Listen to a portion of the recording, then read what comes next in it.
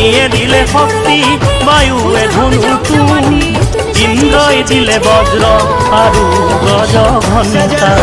উদকি হৈয়ায়ে শিৱ কৰিলে, আকাশৰ দেৱগণে পুষ্প বৰষিলে, আকাশৰ দেৱগণে পুষ্প বৰষিলে।